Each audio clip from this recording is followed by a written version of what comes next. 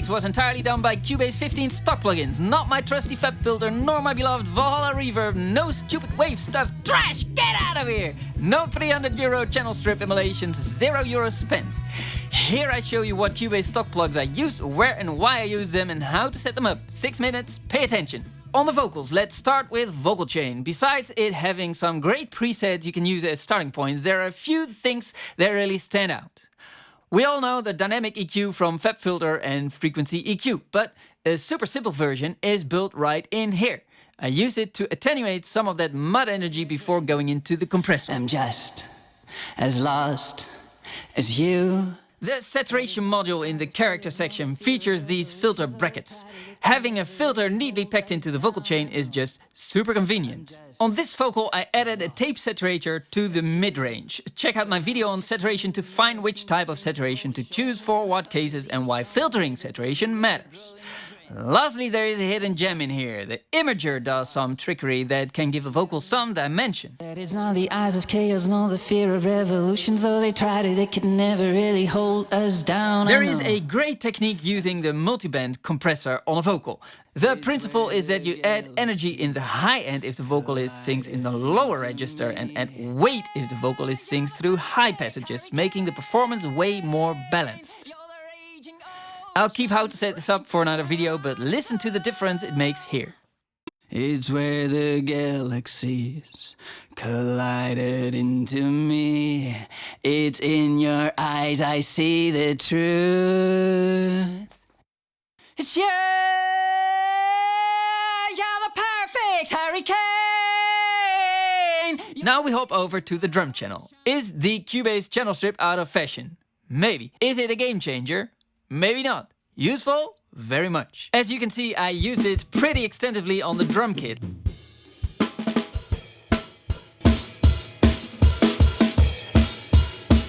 Let's look at the snare for a second. Yes, you can use Black Salt audio to silence the cymbals, but I think it was the mixing engineer of the Beatles that once said, no bleed, no life. Same here with the kick. Listen to the difference.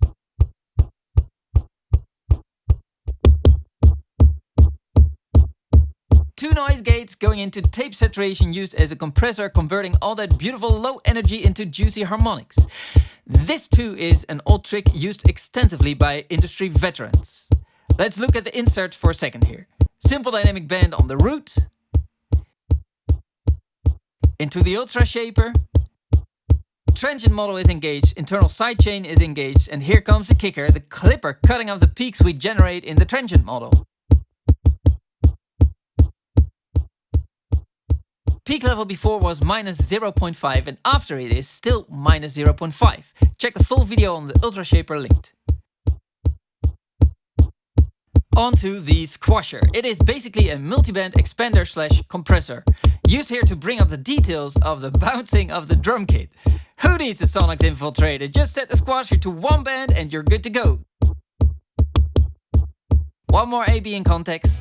So now I'm checking in the mirror, seem to change it slowly, showing when I suddenly become aware that there's already growing a grin.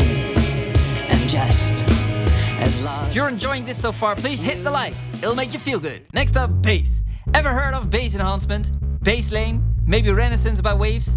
Get out of here! All you need is a wave shaper and a little knowledge. Let's first listen to the difference. Turn my phone simulation on real quick.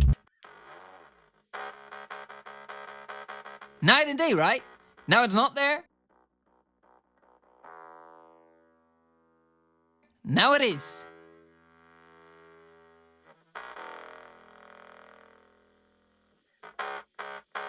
With simulation off, it's an improvement as well. How does he do that? Well, there are a few ways to achieve it, but all of them preferably involve transistor saturation because it yields a massive amount of high-order harmonics if a signal passes a threshold. Exactly what we need to translate those frequencies below 500 Hz small speakers can't reproduce. Well, you might say Cubase has no transformer saturation plugin. Wrong. The QuadroFuzz in either the distortion or the third amp setting, but also the jazz setting in the amp simulator shows the exact pattern of transistor saturation. In this case I use the QuadroFuzz. With the channel strip EQ I attenuate the lows, those are already present in the original signal, and boost the high. And now with the fader I can just push it in till it latches itself to the kick. the stairs and there's a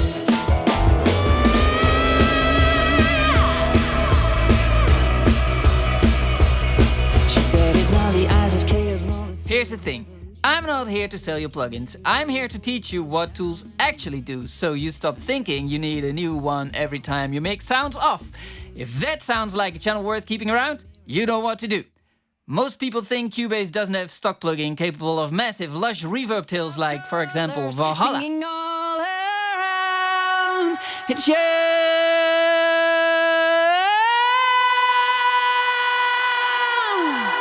In theory, they're right. None of the factory presets do it.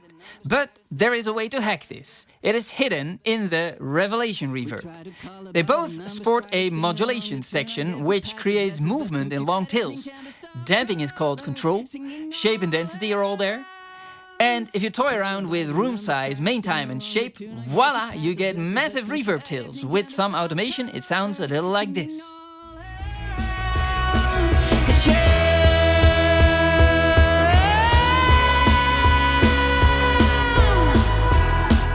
If you have any questions about Cubase or producing music, please leave them in the comments below. I either answer them directly or it becomes a video. Either way, you win. It's scarred and bruised. So now we peer into the future. Hope this boat will keep on floating. Close our wounds up with some sutures. Keep our courage from corroding.